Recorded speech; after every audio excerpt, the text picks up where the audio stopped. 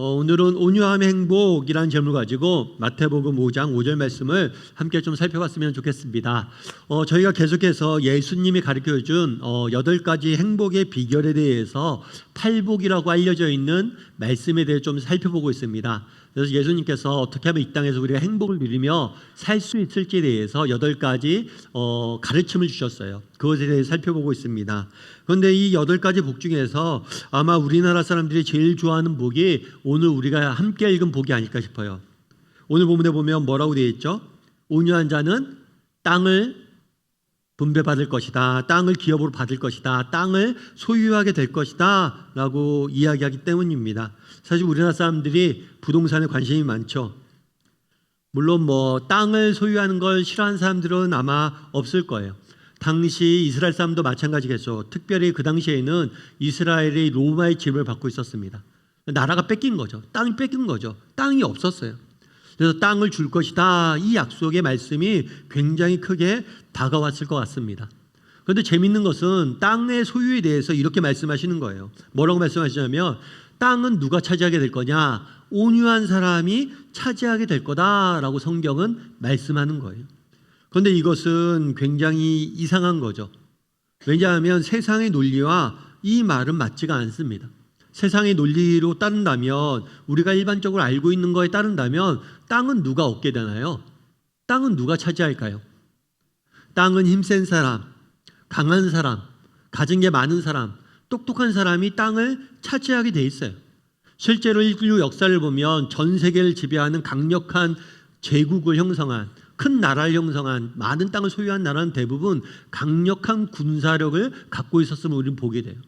그만큼 강한 사람, 똑똑한 사람, 힘센 사람이 땅을 차지하는 게 세상의 논리입니다. 그런데 성경은 뭐라고 이야기해요? 그럼 강한 사람이 차지하는 게 아니다. 땅은 온유한 사람이 차지하는 거다라고 말하는 거예요. 어떤 면에서는 세상의 논리와 맞지 않는 역설적인 이야기죠. 저는 오늘 여러분과 함께 이 땅의 문제에 대해 좀 살펴봤으면 좋겠어요. 땅은 어떤 사람이 차지하는지, 도대체 온유한 사람이란 어떤 사람인지, 그리고 온유한 사람에게 주어진 땅은 무엇인지에 대해서 여러분과 함께 이야기를 좀 나눠봤으면 좋겠습니다. 첫 번째로 살펴보길 원하는 것은 뭐냐면 온유함의 정의예요. 온유함이란 도대체 뭐냐라는 문제겠죠. 우리 5절 말씀을 한 절인데요. 같이 한번 다시 읽어보면 좋을 것 같습니다. 같이 읽도록 하겠습니다. 온유한 자는 복이 있나니 그들이 땅을 기업으로 받을 것이며. 온유한 자는 복이 있다라고 이야기를 해요. 왜냐하면 그들이 땅을 기업으로 받을 것이기 때문이에요. 그러면 온유하다, 온유함이란 무슨 의미일까요? 여러분, 온유함이란 무슨 의미인 것 같아요? 온유함의 사전적인 의미는 뭐냐면 온화하고 부드럽다라는 의미예요. 온화하고 부드럽다. 부드러운 사람, 온화한 사람, 온화하고 부드럽다. 이것이 온유의 사전적인 의미입니다. 어떤 면에서는 약간 부정적으로 보면 나약함, 무력함 이런 것과 가까운 단어겠죠. 그래서 사전적 의미는 뭐냐면 온화하고 부드럽다는 거예요. 하지만 성경이 말하는 온유는 이와 다릅니다. 성경에서는 온화하고 부드러운 것을 온유라고 표현하지 않아요. 그럼 성경은 뭘 온유라고 표현하냐? 성경은 온유는 뭐냐면, 성경에서 온유는 뭐냐면 잘 길들여진 상태. 뭐라고요? 잘 길들여진 상태. 예를 들면 그런 거죠. 우리가 가끔 영화나 드라마에서 야생, 영화 같은 데서 그런 거 보죠. 야생 동물이 있습니다. 야생말이 있어요. 그럼 야생말을 잡아옵니다. 그럼 야생말을 잡아와서 야생말에 타려고 그러면 어떻게 해요? 말이 막 날뛰죠. 그래서 못하죠. 그리고 야생말 같은 경우에 조종하기 힘들죠. 이쪽으로 가라고 그러면 이쪽으로 가지 않고 반대쪽으로 가고 자기 마음대로 막 달려요. 이렇게 야생마는, 길들여지지 않은 야생마는 자기 뜻대로, 자기 마음대로, 자기 고집대로 막 움직이는 거예요. 그런데 온유란 뭐냐? 이런 상태가 아니라 야생 동물이 좋은 조련사를 만나서 길들여집니다. 그럼 어떻게 해야 돼요? 이 야생 동물이 자기 마음대로, 자기 뜻대로, 자기 멋대로 다니는 게 아니라 그 말을 조종하는 조련사의 지시에 따라서 잘 순종해서 움직이는 상태. 이것이 바로 성경이 말하는 온유예요. 그래서 온유한 자는 복이 있다라는 게 뭐냐면 성격이 부드럽고 온화한 사람이 복이 있다라는 말이 아니에요. 온유한 사람은 복이 있다라는 말은 뭐냐면 온유한 것, 즉 정말 잘 길들여진 상태에 있는 사람이 복이 있다는 거예요. 특별히 누구에게 길들여진? 하나님에게. 하나님에게 잘 길들여져서 하나님의 음성을 잘 듣고 하나님의 음성을 따르려고 순종하는 마음을 갖고 하나님의 다스림을 잘 받는 사람은 복이 있다라고 이야기하는 거죠. 달리 말하면 온유란 무엇이냐? 하나님의 다스림을 받아들이려는 겸손한 마음과 태도가 바로 뭐예요? 온유예요. 온유. 이런 면에서 온유란 여러분 타고난 성품이 아닙니다. 온유는 타고난 성품이 아니라 길들여진 거잖아요. 훈련과 연습을 통해서 만들어진 성품이 온유예요. 다시 말합니다. 온유란 타고난 거예요? 아니면 훈련해서 만들어진 거예요? 훈련해서 만들어진 거예요.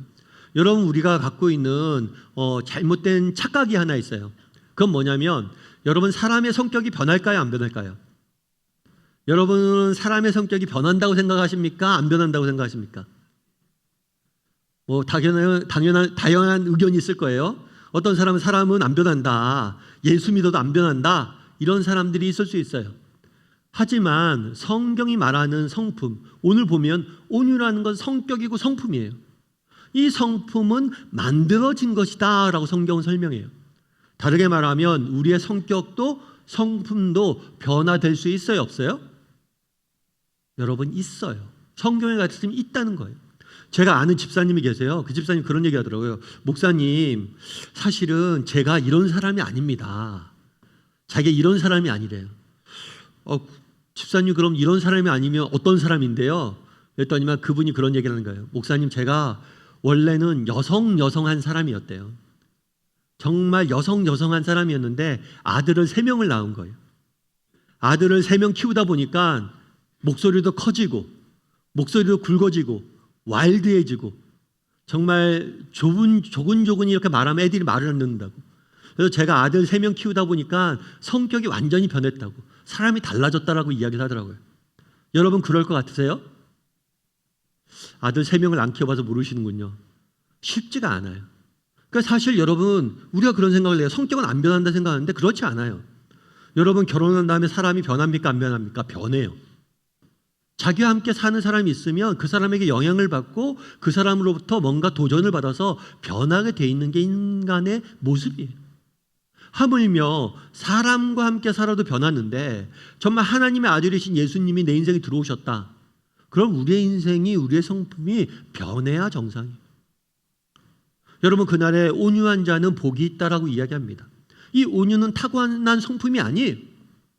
뭐예요? 철저히 훈련과 연습을 통해서 갖춰야 되는 성품이에요. 여러분 성격 핑계 대지 마세요. 성격도 여러분의 책임입니다. 타고난 성격은 없습니다. 물론 그런 게 있죠. 하지만 우리가 예수를 믿었다면 우리가 믿음 안에서 우리의 성품이 변하고 우리의 성격이 변해야 돼요. 이 온유란 단어를 통해서 우리가 알 수 있는 게 뭐냐? 우리의 성품은 다듬어지고 만들어져야 된다는 거예요. 특별히 어떤 상태로 만들어져야 돼요? 하나님이 잘 다스리기 좋은, 정말 하나님의 음성을 듣고 하나님의 음성에 따르려고 하는 그런 마음을 가진 사람으로 우리가 변해야 된다라고 말하는 겁니다. 그럼 어떻게 하면 이런 사람으로 만들어질 수 있을까요? 여러분 모세라는 사람을 잘 알 겁니다. 모세에 대해서 민수기 12장 3절에는 이렇게 이야기해요. 우리 한번 같이 읽어볼까요? 같이 읽도록 하겠습니다. 이 사람 모세는 온유함이 지면의 모든 사람보다 더하더라. 이 사람 모세는 온유함이 지면의 모든 사람보다 더하다, 더 크다. 다르게 말하면 이 땅에 있는 모든 사람보다 모세가 더 온유한 사람이다, 이런 의미예요.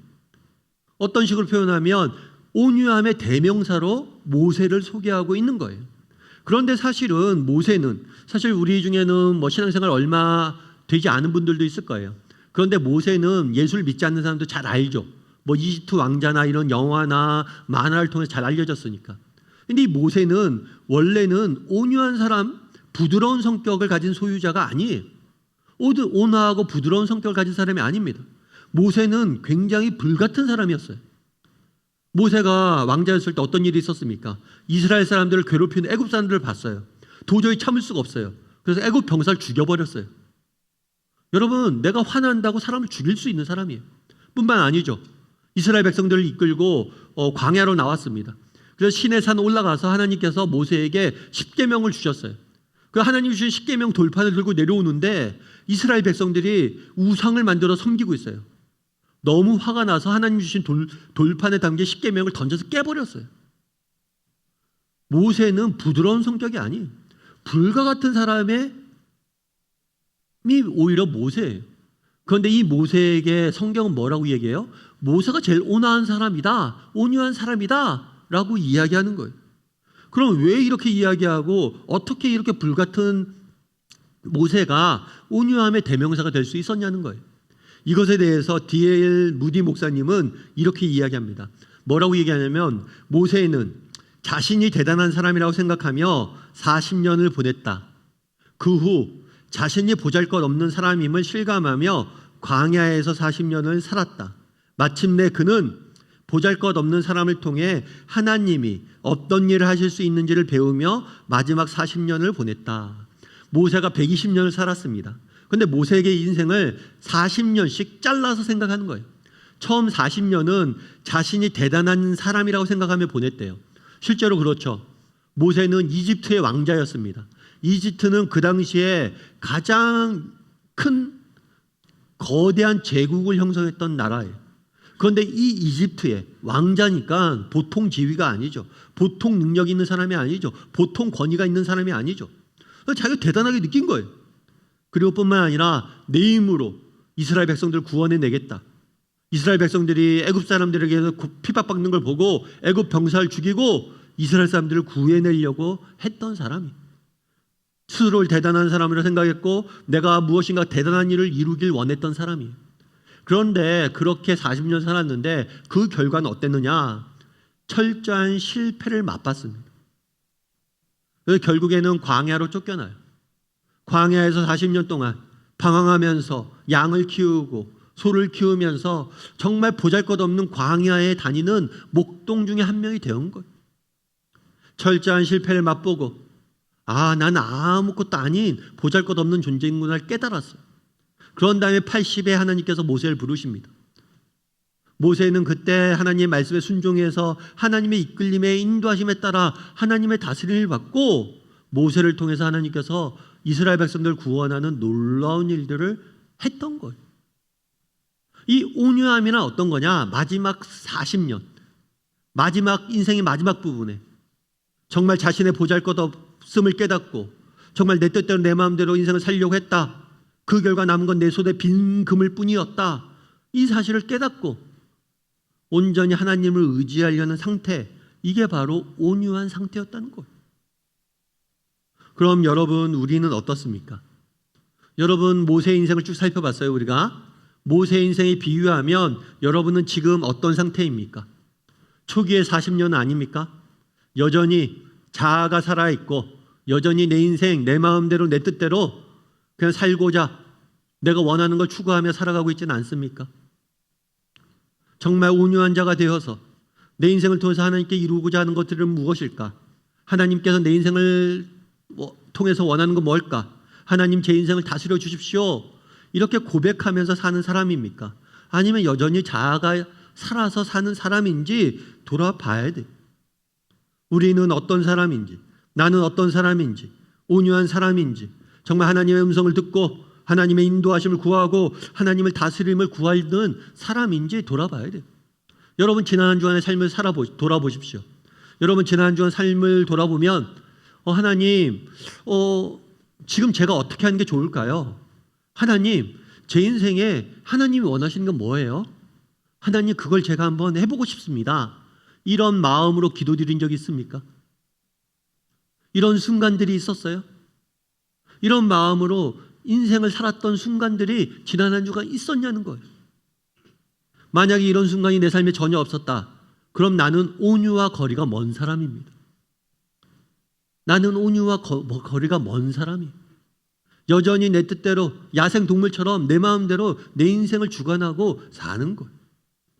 여러분, 한번 돌아봤으면 좋겠어요. 나는 온유한 사람인가? 한번 돌아봤으면 좋겠습니다. 그날의 모세는 어떻게 온유한 사람이 될 수 있었습니까? 자기 마음대로 자기 뜻대로 자기 생각대로 내 인생을 살아본 결과 철저한 실패를 맛봤던 것.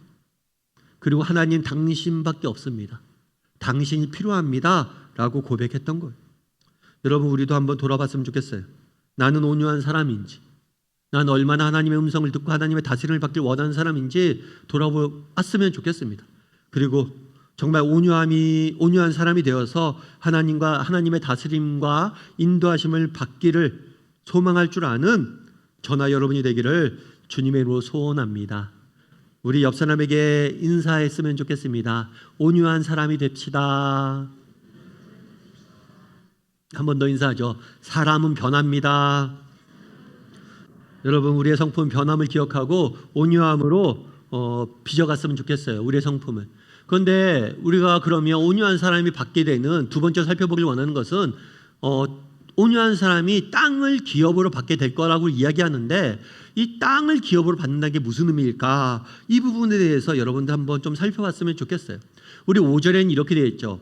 온유한 자는 복이 있나니 그들이 땅을 기업으로 받을 것이다 라고 이야기를 해요. 땅을 주실 것이다 라고 이야기하지 않고 기업으로 받을 것이다 라고 이야기를 합니다. 이 기업으로 받다 라는 말의 의미는 뭐냐면 자기 몫을 분배받다. 자기 몫을 분배받다. 내게 분배된 몫을 받다. 이런 의미예요. 요즘 우리가 아침 묵상에 여호수아서를 이렇게 묵상하고 있잖아요.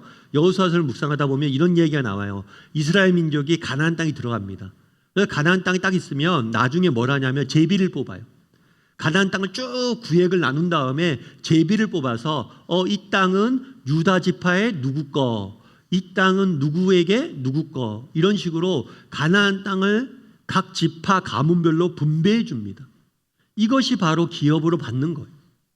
다르게 말하면 우리 각자에게 하나님 배당한 땅의 몫이 있고 그 몫을 우리에게 주실 것이다 라고 이야기하는 거예요. 하나님께서 우리 한 사람 한 사람에게 주고 싶은 땅이 있습니다. 그리고 그 땅을 너희에게 줄 것이다. 이게 땅을 기업으로 받다라는 의미예요. 그럼 하나님이 주시길 원하시는 주시길 바라시는 땅은 무엇일까요? 하나님이 주신다는 땅은 무엇일까요? 하나님이 주시는 땅, 첫 번째로 하나님이 주시는 땅은 뭐냐면 우리 영혼의 만족과 기쁨이에요. 뭐라고요? 우리 영혼의 만족과 기쁨. 무엇이요? 영혼의 만족과 기쁨이 땅이에요. 왜냐하면 여러분, 하나님이 우리 인간에게 최초로 주신 땅이 있어요. 하나님이 인간에게 최초로 주신 땅은 뭘까요? 에덴 동산이에요. 에덴 동산. 처음에 아담을 하나님께 지으시고 아담에게 에덴을 주셨어요. 그러면 에덴은 어떤 땅이냐? 에덴은 하나님과 매일 만나면서 친밀한 교제를 나누고 하나님과 교제가 주는 기쁨을 누리고 참된 안식과 평안을 누리는 땅이 바로 에덴이에요. 하나님과의 교제를 통해서 누리는 기쁨과 안식을 누리던 땅이 에덴이었어요. 그런데 인간이 죄를 짓고 하나님과의 관계가 무너진 다음에 에덴에서 쫓겨났죠. 에덴에서 쫓겨났기 때문에 우리는 더 이상 하나님과 교제 나눌 수 없습니다. 그래서 하나님과의 교제가 주는 참된 기쁨과 평안을 맛보지 못하는 거예요. 그럼 땅은 뭐냐? 그날의 에덴에서 너희가 누렸던 그런 하나님과의 친밀한 교제를 누리며 하나님이 주시는 영혼의 만족과 기쁨을 맛보는 것, 그것이 하나님이 주시는 땅, 에덴이에요. 에덴. 그래서 마태복음에서는 좀 이걸 다른 식으로 표현합니다. 마태복음 11장 28절부터 29절 말씀을 같이 한번 읽어볼까요? 같이 읽도록 하겠습니다. 수고하고 무거운 짐진 자들아 다 내게로 오라. 내가 너희를 쉬게 하리라. 나는 마음이 온유하고 겸손하니 나의 멍에를 베고 내게 배우라. 그리하면 너희 마음이 쉼을 얻을 것이다. 무슨 얘기냐면 예수님이 오늘 뭐라고 부르냐면 나는 마음이 온유하고 겸손하다라고 이야기해요. 예수님이 자신에 대해서 뭐라고 표현하냐면 온유하다라고 표현을 해요.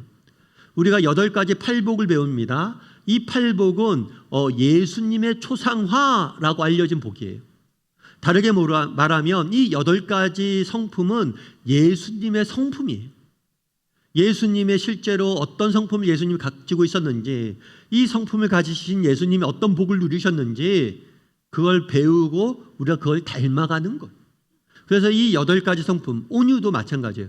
온유도 예수님의 성품이며 우리가 닮아가야 될 예수님의 성품 중에 하나예요.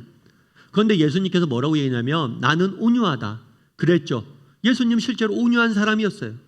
그래서 예수님은 하나님이 시키는 대로 무엇이든지, 하나님이 인도하신 대로 무엇이든지 따라갔던 분이 예수님이에요. 십자가, 심지어 나의 멍에를 졌다고 그랬어요. 이 멍에는 십자가죠. 예수님은 하나님의 인도하심에 따라 죽음의 길까지 걸어갔던 사람이에요. 그렇게 온유한 마음이 품어서 하나님의 인도하심을 순종했던 분이 예수님이에요. 그런데 예수님 뭐라고 표현해요? 나의 멍에를 배우라. 그리하면 너희도 마음에 쉼을 얻을 것이다. 너희가 나처럼 온유한 자가 되면 너희 마음의 쉼을, 평안을, 기쁨을 맛보게 될 것이다 라고 이야기를 합니다. 너희 마음의 평안을 너희도 얻게 될 것이다. 온유한 자가 되면 우리가 마음의 평안을 얻는다고 예수님이 약속하시는 거예요. 오늘날 수많은 사람들이 참된 마음의 평안과 안식을 누리지 못합니다. 그럼 왜 참된 안식과 평안을 누리지 못할까요? 여러 가지 이유가 있겠죠. 그런데 여러 가지 참된 안식과 평안을 누리지 못하고 우리는 늘 두려움과 염려와 불안에 하루하루 살아가요. 여러분 지난 한 주간 여러분의 삶을 돌아보십시오. 여러분 불안과 두려움, 염려, 걱정이 찾아오지 않은 시간들이 있나요?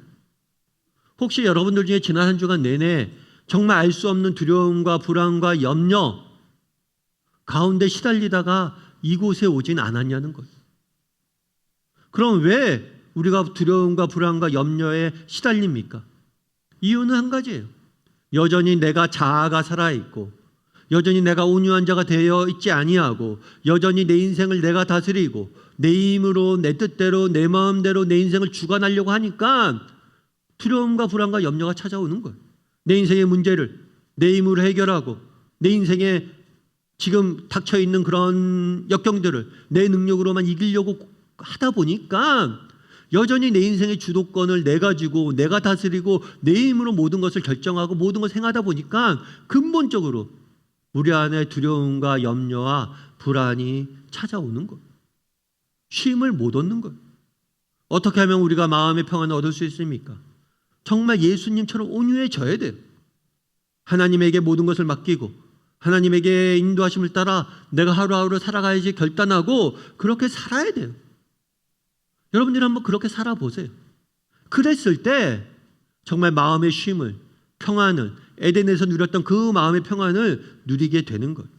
여러분 경주말을 아실 거예요. 경주말, 스포츠 경기에서 말 타는 말을 타고 이렇게 경주하는 이런 경주말들이 있을 거예요. 그런데 경주말에 이렇게 경주를 달릴 때 꼭 하는 게 있어요. 그건 뭐냐면 눈을 가리는 거예요. 눈 가리개를 꼭 씌워요. 그럼 눈 가리개를 왜 씌울까요? 말은 겁이 많대요. 그래서 말을 막 달리다가 앞에 장애물이 나타나잖아요. 앞에 무엇인가 나타나잖아요. 그래서 겁을 먹어서 멈춘대요. 그래서 그 장애물을 못 보도록 눈을 가리는 거예요. 눈을 가리고 누구만 그 말을 위에 탄 기수의 명령에만 순종하게 만들기 위해서 눈을 가리는 거예요. 그래서 눈을 감고 눈을 가리고 이 기수를 따르다 보면 뭐예요? 자기가 장애물을 넘는 것. 두려움 때문에 넘지 못했던 장애물도 넘을 수 있는 거예요. 뭘 했을 때? 눈을 가리고 기수의 인도하심을 따를 때. 마찬가지라는 거예요. 여러분 왜 우리가 두려움과 염려와 불안에 쌓였습니까? 우리의 시선이 계속 우리 앞에 있는 문제, 내 자신에게 가 있는 거예요. 눈앞에 있는 문제와 내가 이것들 극복할 수 있을까? 내 자신에게 맞춰지니까 두려움에 빠지는 거예요. 그런데 눈앞에 있는 문제와 내 자신이 아니라 내 인생을 주관하신 하나님, 내 인생을 인도하신 하나님, 내 인생을 다스리는 하나님께 맞추고 그래 분명히 하나님께서 내 인생에 계획이 있을 거야. 하나님께서 내 인생을 인도하실 거야. 이 믿음을 갖고 하나님만 바라본다면 온유한 자가 된다면 정말 경주용 말처럼 우리도 장애물을 뛰어넘을 수 있는 거예요. 우리가 왜 불안에 떨고 있느냐? 우리의 시선이 인생의 문제와 내 자신에게만 맞춰져 있기 때문이라는 거죠. 여러분 한번 돌아봤으면 좋겠어요. 여러분 지난 한 주간 여러분은 마음의 평안을 누리셨습니까? 혹시 내 마음에 두려움과 불안과 염려가 찾아왔다면 왜 찾아왔을까? 한번 돌아보세요. 그리고 혹시라도 내가 여전히 하나님의 인도하심을 구하지 못하고 하나님을 신뢰하지 못하고 하나님의 인도하심을 따르지 못하고 있다면 정말 나도 예수님처럼 온유한 자가 돼서 하나님을 바라볼 수 있는 사람이 되게 해달라고 기도했으면 좋겠어요. 온유한 마음을 품었으면 좋겠어요. 그랬을 때 하나님께서 우리 가운데 참된 평안을 주실 겁니다. 그런 믿음을 가지고 온유한 자가 돼서 하나님의 주시는 평안을 맛보는 저나 여러분이 되기를 주님의 이름으로 소원합니다. 우리 옆 사람에게 한 번 더 인사할까요? 온유한 자가 됩시다.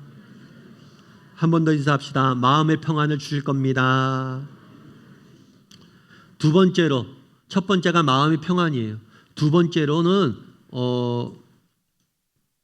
온유한 자가 되었을 때 우리가 누리는 게 뭐냐? 그거는 뭐냐면 하나님이 주시는 땅은 뭐냐? 그것은 하나님의 계획의 성취예요.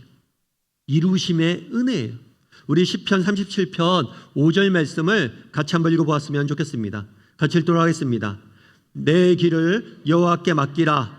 그를 의지하면 그가 이루시고. 뭐라고 이야기해요? 내 길을 여호와께 맡기라.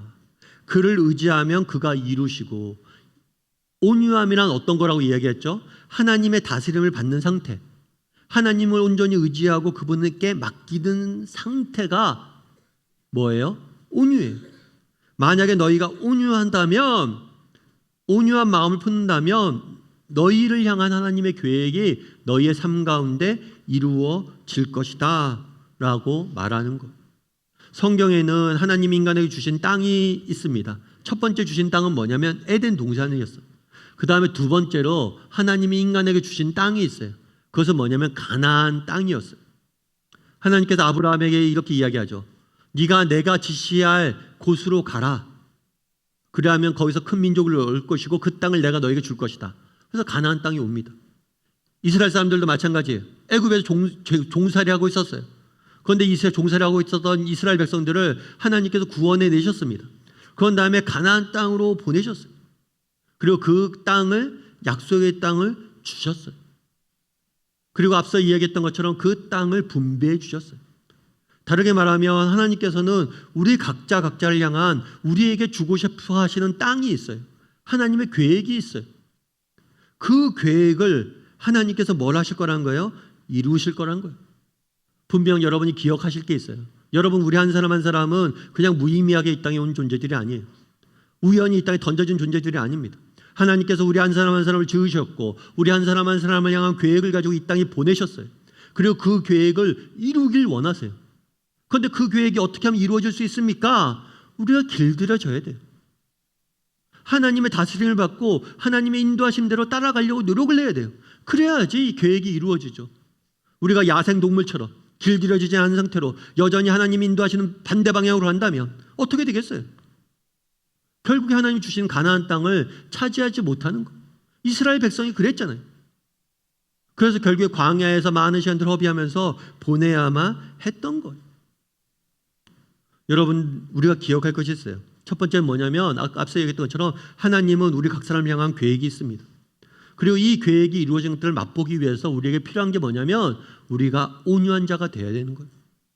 그래서 여러분, 온유한 자가 되기 위해서 노력해야 돼요. 하나님의 매일의 삶 가운데 하나님의 뜻을 찾고 하나님의 뜻에 순종하고 하나님 내 인생을 다스려 주십시오 라고 이야기를 해야 돼요. 그랬을 때 그렇게 한 걸음 한 걸음 쫓아가다 보면 언젠가 내 인생을 통해서 이루어진 하나님의 뜻을 보게 될 거예요. 토마스 모난이라는 분이 계세요. 이분 같은 경우에는 우리 도미노 피자 잘 아시죠? 이 도미노 피자의 창업하신 분이에요. 도미노 피자를 처음 만들어서 전 세계적인 그런 기업으로 이끄신 분이죠. 그런데 이 사람이 이런 전 세계적인 기업을 이끌게 된 배경이 있어요. 그건 뭐냐면 이분은 원래 불행한 어린 시절을 보냈어요. 이 분이 태어나서 4살 때 아버지가 트럭 운전하셨거든요. 근데 트럭 운전하던 아버지가 사고로 죽었어요. 먼저. 아버지가 먼저 죽은 거죠. 그런데 어머니가 너무 충격을 받으신 거죠. 그래서 홀로 아이들을 키울 수가 없는 거예요. 그래서 뭘 했냐면 자녀, 그러니까 토마스 모난과 그 동생을 보육원으로 보냈어요. 살 길이 막막하니까 어머니를 보육원으로 보낸 거죠. 그 다음부터 보육원에 있다가 위탁 가정에 보내졌다가 위탁 가정에서 적응 못해 다시 보육원으로 돌아왔다가 이것들 계속해서 반복한 거예요. 어쩌면 이 토마스 같은 경우에는 무슨 생각에 빠졌냐면 비관적으로 빠진 거죠. 나는 태어나자마자 아버지가 사고로 어린 시절에 떠나고 어머니마저 나를 보육시설에 버리고 정말 받아주는 데도 없고, 그래서 매일같이 보육원에서도 학교에서도 친구들과 다투고 싸우고 나중에 문제아로 찍혀서 퇴학까지 당하게 돼요. 그래서 세상을 비관하고 세상을 원망하며 자포자기하는 심정으로 청소년기를 보내야만 했어요. 그런데 그렇게 청소년기를 보내다가 하나님을 만났어요. 이 보육원에 있는 수녀님이 그 말을 해준 거예요.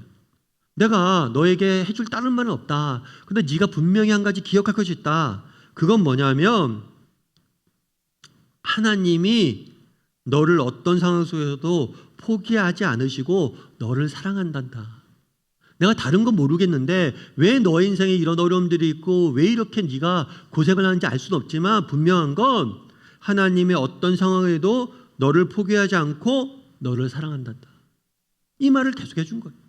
무슨 말을 해줬다고요? 어떤 상황에도 너를 포기하지 않고 너를 사랑하신단다. 이 말이 이 사람의 마음에 와닿았던 거예요. 그래, 하나님이 나를 포기하지 않으셔. 그래서 그동안 가져왔던 비관적인 삶의 태도를 버리고 하나님의 도우심을 믿고 살기로 결단하셨어요. 그런 다음에 이제 피자 가게에 들어갔죠. 피자 가게에 들어가는데 단순히 돈 벌려고 피자 가게에 들어가서 일하는 게 아니라 돈도 벌어야 되지만 그래, 내가 누구보다도 이 도우를 얇게 잘 빨리 만드는 사람이 돼야지. 그렇게 해서 하나하나 하면서 이렇게 피자 가게에서 일을 배우며 나중에 피자 가게 인수하고 이 사업을 시작을 해서 지금까지 된 거예요. 그러면서 이야기하는 거죠. 어떻게 할 수 있었느냐? 하나님이 나를 사랑하시고 끝까지 포기하지 않으신다. 내 인생을 다스리고 인도하길 원하신다. 그 말씀을 내가 믿고 받아들이고 따라가다 보니까 여기까지 왔습니다. 라고 고백하는 거예요. 여러분, 우리도 마찬가지예요. 정말 그날에 온유한 자는 복이 있다라고 이야기를 합니다. 그리고 그들은 땅을 받을 것이라고 이야기를 해요. 땅이 뭐냐는 거예요. 땅은 하나님께서 우리를 향한 하나님의 계획이, 하나님의 약속이, 우리 한 사람 한 사람을 향한 하나님의 계획이 있어요. 그것들 이루어가길 원하세요. 어떻게 이루어갈 수 있습니까? 우리가 온유한 자가 돼서 하나님을 온전히 의지하고 다스려 주십시오 라고 고백할 때, 바라기는 우리 다음의 식구들이 이번 한 주에 또 세상 속에 살아가잖아요. 세상 속에 살아갈 때 지난주에 살았던 것처럼 똑같이 이번 주에 살지 마세요. 이번 한 주간에는 좀 중간중간에 하나님한테 좀 물으세요. 하나님, 이런 문제가 있는데 하나님이 원하시는 게 뭐예요?